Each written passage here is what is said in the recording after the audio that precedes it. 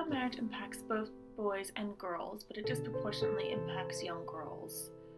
And it's harmful because it really impacts the entire life of a young girl with both social and economic consequences.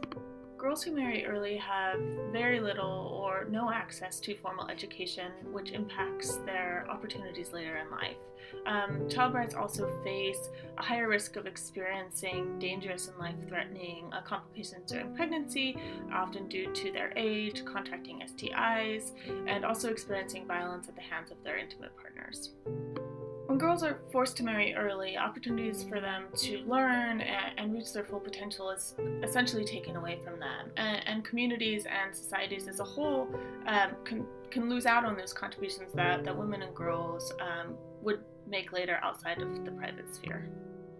Often when people think or talk about child marriage, they assume it only happens in certain countries, and it's typically lower income countries that are the focus.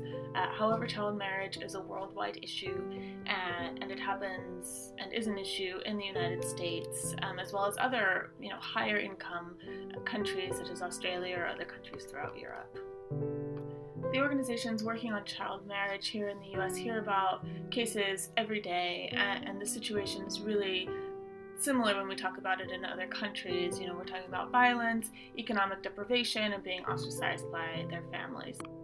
And there are a lot of stereotypes about child marriage, but it really, early and forced marriage affects all kinds of families and individuals, immigrant, non-immigrant families. It also happens in diverse religious and sociocultural backgrounds. So it's not like there's one place to look for this occurrence or practice, which makes it really, really difficult to track. And in the US, there are many current laws that have loopholes that really allow early and forced marriage to persist across the US. So for example, the minimum age law in most states is 18, but this can be overridden with parental or judicial consent and or pregnancy. So the organizations that are addressing child marriage in the US, like the Tahiri Justice Center, are really collecting the much needed research and pushing for better legislation and laws and services for people who have been forced into child marriage. Child marriage disproportionately affects young girls, especially between the ages of about 14 and 18. About 700 million women alive today were married as children, so under the age of 18, compared to about 150 million men. So while, of course, men are affected and boys are affected, girls absolutely are disproportionately affected. It's obvious that young girls are most affected than boys. Do not forget that we are in Africa, and traditions are very, very, very strong. From the studies we got with the Ministry of Social Action and National Solidarity, more than 6,325 young girls are affected by child marriage, while only 816 boys are affected. Child marriage mainly affects the girl child, whereas boys may be affected but not as much as girls.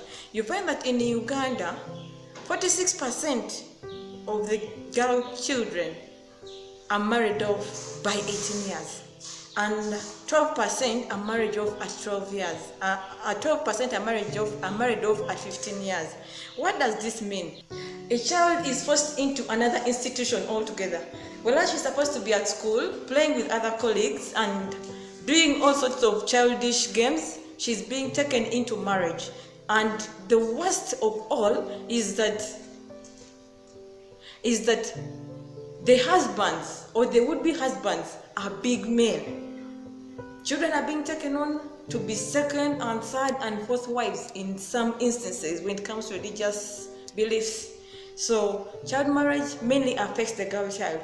You find that if the boys, it could be a case of impregnating a girl, but this boy can still go back to school. However, for a girl, she has been taken on, she gets pregnant, and then school ends at that level. So whereas the girls are mostly affected, child marriage is not good for either boys or girls.